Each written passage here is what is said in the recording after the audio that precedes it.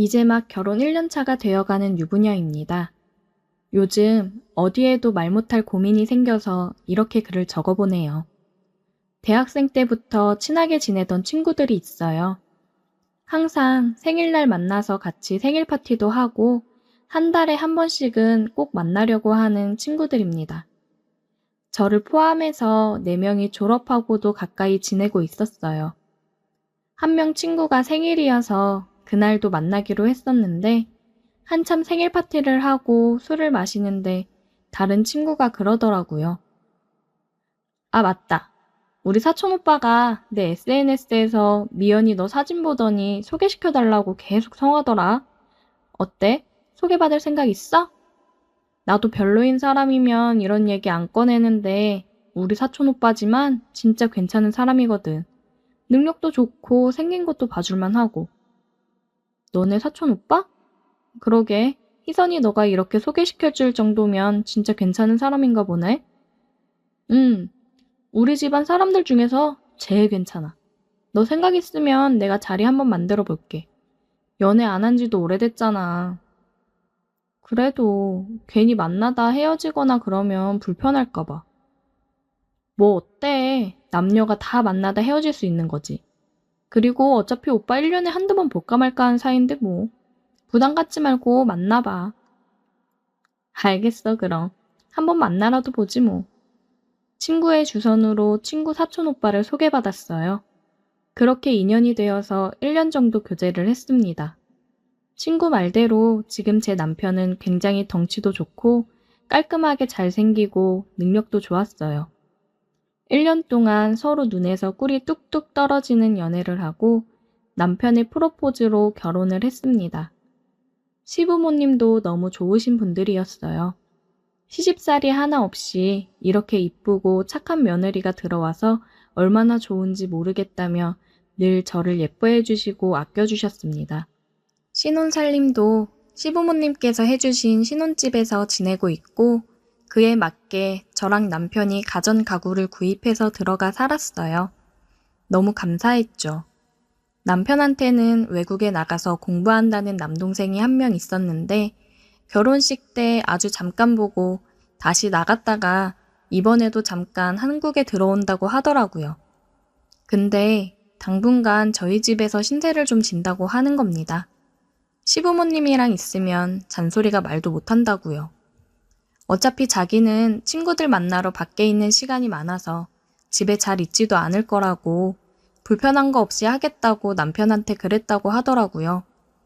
남편은 그럴 거면 그냥 호텔이나 잡아서 지내다가 가라고 했대요. 근데 시동생은 호텔 불편하다고 왜 형 집 놔두고 자기가 호텔에서 생활하냐며 좀 지내게 해달라고 했다더라고요. 남편은 저 불편할까봐 그런 거 같은데 저도 시동생이 한국에 있는 것도 몇 년에 한 번 있을까 말까인데 그냥 잠깐 지내다 가시라고 하라고 했어요. 이게 큰 화근이 될 줄은 생각도 못했습니다. 결혼식 때는 정신이 없어서 시동생 신경 쓸 겨를도 없었고 아주 잠깐 봤던 거라 몰랐는데 이번에 보니 생긴 것도 흔히 말하는 노는 사람처럼 보이고 외국에서 지내다 와서 그런지 스킨십이며 말하는 거며 행동하는 게 너무 부담스럽고 과하다고 해야 될까요? 솔직히 인상이 그리 좋지만은 않았어요. 남편이 공항에 나가서 시동생을 데리고 집에 왔어요. 오, 형수, 반가워요. 저를 대뜸 안으며 반갑다고 볼에 뽀뽀를 하더라고요. 아, 도련님, 안녕하세요. 야, 한국에선 너처럼 행동하는 거 익숙치 않거든? 행동 바르게 조심해라. 아, 쏘리. 알겠어. 역시 결혼식 때도 이뻤지만 지금도 너무 이쁘시네요, 형수. 아, 감사해요. 배고프시죠? 저녁 준비해놨어요. 짐 방에 두시고 나오세요. 너무 하이텐션이라 놀라고 좋게 말하면 저 밝은 기운을 어떻게 받아줘야 하나 걱정이 되더라고요.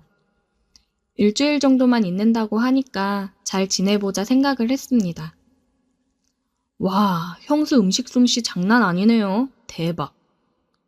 한식 많이 먹고 싶으셨을 것 같아서 한식 위주로 준비해봤어요. 드시고 싶은 거 있으면 말하세요. 할 수 있는 선에서는 준비해볼게요. 고마워요, 형수. 형이 진짜 장가는 잘 갔네. 이렇게 이쁜 형수가 나이도 많은 우리 형이랑 결혼했나 몰라? 석환 씨가 얼마나 멋있는데요. 다들 나이 차이 나는 줄도 몰라요. 형수가 형 진짜 사랑하나 보다. 형수한테 잘해, 형. 야, 말 안 해도 알아서 잘하니까 밥이나 먹어. 사람 하나 늘었을 뿐인데 굉장히 집안이 시끄러워졌어요. 도련님 말대로 매일 친구들이랑 술 마시러 다니기 바쁘더라고요. 가끔 집에 있을 때면 식사를 챙겨주고는 했는데 그럴 때마다 은근히 터치를 하고 그랬어요. 외국에서 살다 와서 이런 스킨십이 자연스러운 거겠지 하고 넘기고는 했는데 어느 날은 제 이름을 부르면서 반말을 하더라고요. 미연아, 나 수건 좀. 순간 제 귀를 의심했습니다. 저는 수건을 들고 방 안으로 그냥 던지듯 줬어요. 방에 놨으니까 가지고 가세요. 아, 형수 땡큐 땡큐.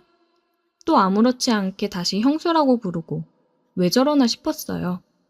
저보다 나이가 1살 많기는 하지만 그래도 제가 형수인데 이름을 부르면서 반말을 하는 건 좀 아니지 않나요? 남편이 없을 때면 의도적으로 그러는 건지 이름을 부르며 반말을 가끔씩 하더라고요. 조금씩 불편했습니다. 그러다가 남편 회사 상사분이 명예퇴직을 한다고 하더라고요. 그래서 회식을 하는데 생각보다 더 늦어질 것 같다고 먼저 자고 있으라고 연락이 왔어요. 시동생도 술 마시러 나가서 저도 오랜만에 혼자 맥주 한잔 하며 영화를 보다가 방에 들어와서 잠이 들었어요. 간만에 마시는 술이라 그런지 알딸딸해져서 자야겠다고 생각을 했거든요. 그렇게 뻗어서 침대에 누워 잠이 들었는데 뒤에서 누가 가까이 밀착을 하더라고요. 저는 남편이 온 건가 생각을 했어요. 너무 피곤해서 눈이 잘 안 떠졌습니다. 저기 왔어? 남편이 아무 말이 없더라고요. 머리를 쓰다듬으며 목덜미 쪽에 입을 맞춰왔어요. 나 피곤해. 자기도 얼른 씻고 자요. 오랜만에 회식에 술을 많이 마셔서 취한 건지 평소보다 술 냄새가 많이 났고 안 하던 행동을 하더라고요. 시동생이 와 있어서 한동안 안 했더니 술을 먹고 취해 하고 싶어져서 저러나 싶었습니다. 저는 그런 남편에게 호응을 하듯 뒤를 돌아서 남편에게 키스를 했어요. 키스를 하는데 평소 남편이 하던 방식과는 달랐어요. 굉장히 능숙했고 좋았습니다. 한참을 그렇게 키스를 했어요. 자기 오늘따라 왜 이래? 오늘 키스도 너무 좋은데? 좋았어요? 남편이 아니라 다름 아닌 시동생이었습니다. 도련님? 이게 지금 무슨 짓이에요? 저는 시동생 가슴팍을 치며 말했어요.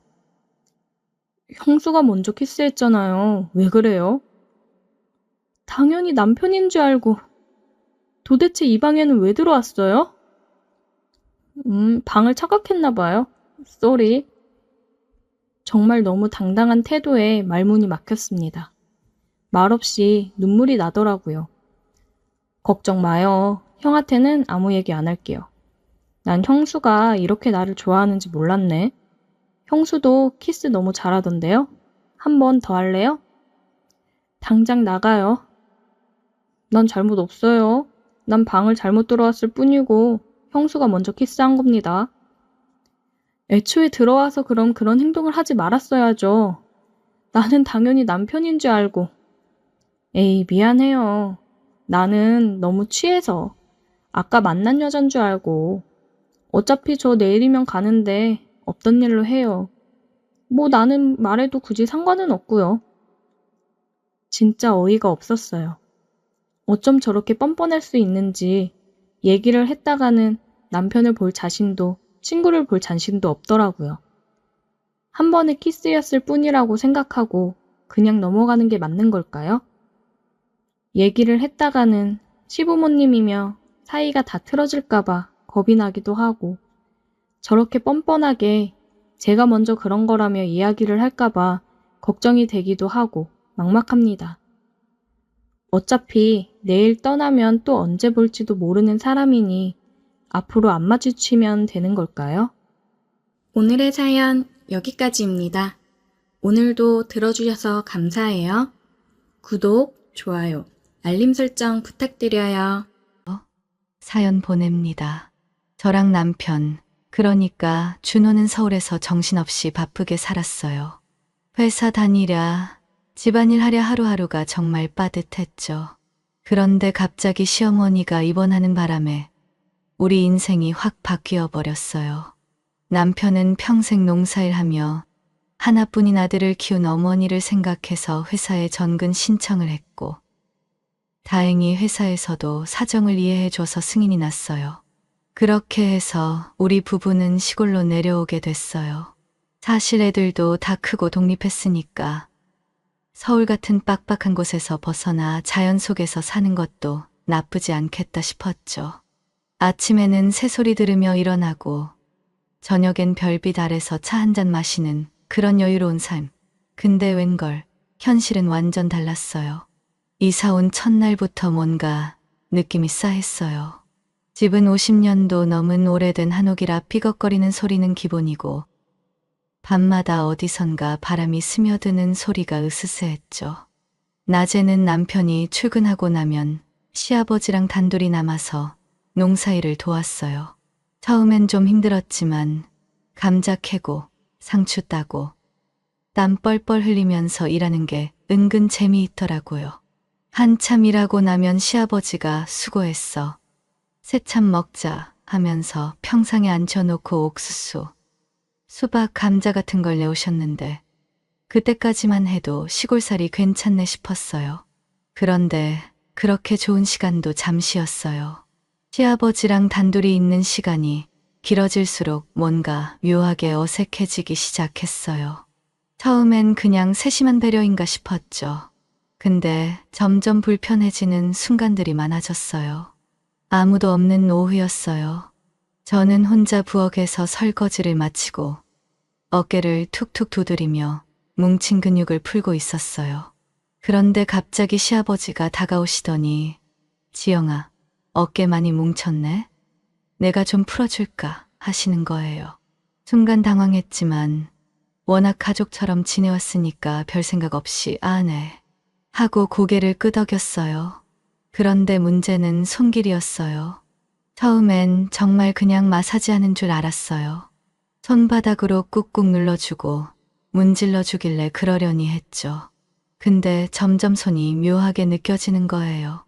보통 마사지는 아픈 부위를 눌러주는 거잖아요. 근데 이건 이상하게 손길이 부드럽고 필요한 것보다 오래 머물러 있는 느낌이었어요. 그 순간 확 긴장됐어요. 몸이 풀린다기보다는 오히려 점점 더 굳어지더라고요. 머릿속에서 온갖 생각이 스쳐 지나갔어요. 이거 기분 탓인가? 내가 예민한 건가? 아니야. 이건 좀 이상한데?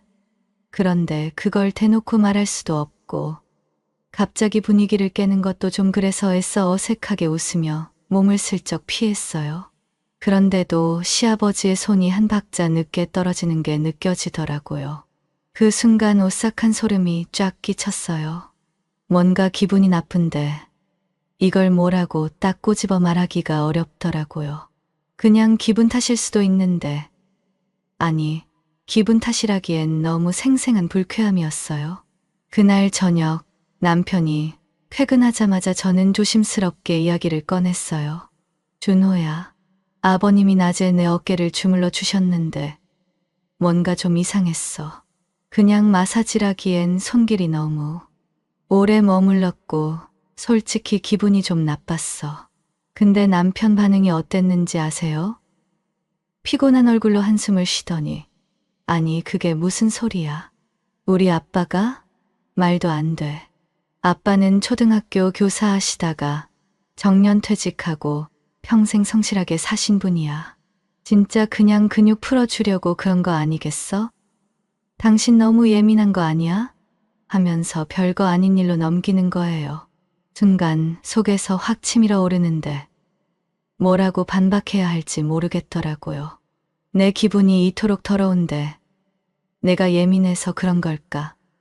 근데 그 손길, 그 시선, 그냥 마사지가 아니었단 말이에요. 남편은 제 말을 들을 생각도 없고, 더 말해봤자 벽에 대고 말하는 기분일 것 같아서 그냥 입을 다물었어요.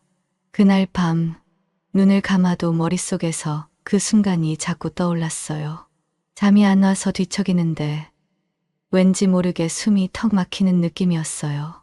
찝찝하고 불안하고 도망치고 싶은데 어디로 가야 할지 모르겠는 그런 기분 아시죠? 목욕은 오래 하면 좋아. 시아버지가 무심하게 던진 말이었는데 순간 머릿속에서 뭔가 경고등이 켜지는 기분이었어요. 그냥 건강 걱정해서 하시는 말씀일 수도 있죠. 농사일 하면서 피로도 많이 쌓이니까 따뜻한 물에 몸을 풀라는 뜻일 수도 있고요. 그런데 문제는 그 말투, 그리고 이어지는 그 눈빛이었어요. 그냥 툭 던지는 조언 같았으면 좋았을 텐데 이상하게 그 순간 저를 훑고 지나가는 느낌이 들었어요. 소름이 쫙 끼치면서 등줄기가 싸해지더라고요. 말이야 좋지. 하지만 왜 그렇게 말하는데 묘하게 뭔가 섬뜩한 기분이 들었을까요? 아, 네. 그러게요. 어색하게 웃으며 대충 넘겼지만 그때부터 제 머릿속에서 목욕이라는 단어가 무겁게 남아 버렸어요. 그날 밤 욕조에 물을 받을 때마다 시아버지의 말이 계속 맴돌았어요. 물이 차오르는 소리가 평소보다 더 크게 들리고 욕실 문이 이상하게 더 무겁게 느껴졌어요. 괜히 자꾸 뒤를 돌아보게 되고 누군가 문 앞에 서 있는 것 같은 기분이 드는 거예요. 설마 내가 너무 예민한 건가? 그냥 피곤해서 그런 건가? 애써 합리화를 해보지만 속으로는 계속해서 경계 신호가 울리고 있었어요. 뭔가 확실히 이상했어요. 목욕하고 있는데 갑자기 며느라가 하는 소리가 들리더니 욕실 문이 덜컥 열렸어요. 순간 심장이 쿵 내려앉는 느낌이었죠. 몸을 물에 담긴 채 얼어붙어 있는데 시아버지가 문틈으로 얼굴을 내밀며 태연하게 이거 넣으면 더 편안해질 거야 하면서 목욕제를 내미셨어요. 그 순간 머릿속이 새하얘졌어요. 욕실은 제 세상, 제 공간이잖아요. 그런데 갑자기 누군가 침범해 들어온다는 그 느낌 아세요? 문득 정신을 차리고는 손을 허우적거리며 아, 네, 감사합니다. 라고 말했어요. 근데 그 짧은 순간에도 그분의 시선이 위아래로 훑고 지나가는 게 느껴졌어요. 문이 닫히고 나서야 숨을 몰아쉬었어요. 뜨거운 물 속에 있는데도 온몸이 차가워지는 기분이었어요. 몸을 움츠린 채 욕조에 웅크리고 있으면서도 누군가 문 너머에서 서 있는 것 같은 기분이 들었어요. 욕실은 갑자기 좁아지고 공기가 무거워졌어요. 너무 답답해서 금방이라도 뛰쳐나가고 싶었지만 이상하게 몸이 움직이지 않았어요. 그날 밤 나는 한참 동안 잠을 이루지 못했어요. 결국 참다 못해 남편에게 다시 이야기를 꺼냈어요. 준호야, 아버님이 오늘 욕실 문을 그냥 열고 들어왔어. 나 정말 깜짝 놀랐어. 이건 좀 이상하지 않아? 그런데 남편이 뭐라고 하는지 아세요? 피곤한 얼굴로 한숨을 쉬더니 아이고, 이 사람아. 아버지가 그냥 도와주려고 그러신 거잖아. 당신이 너무 예민한 거야. 그렇게까지 생각할 일 아니야. 이러는 거예요. 그 말을 듣는데 눈물이 핑 돌더라고요. 아니, 내 불안함은 대체 뭐가 되는 거지? 뭔가 심장이 쿵 내려앉는 기분이었어요. 남편이 아니라 남의 편이란 말이 이런 순간을 두고 하는 말인가 싶었어요.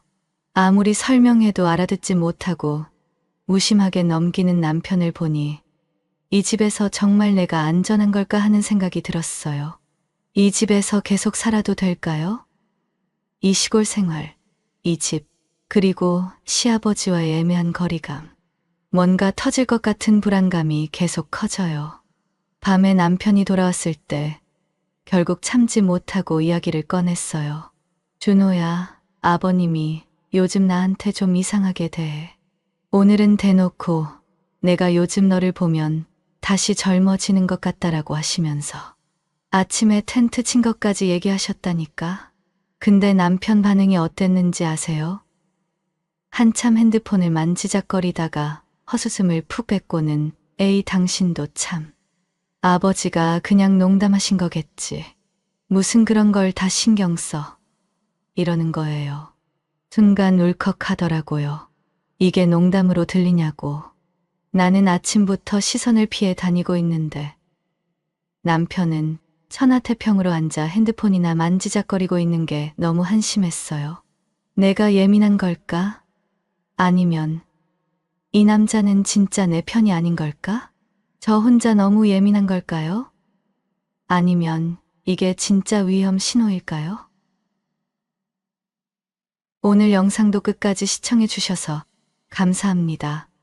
구독과 좋아요, 알림 설정까지 꾹꾹 눌러주시면 저에게 큰 힘이 됩니다. 다음 영상에서 더 재미있는 이야기로 찾아오겠습니다. 안녕.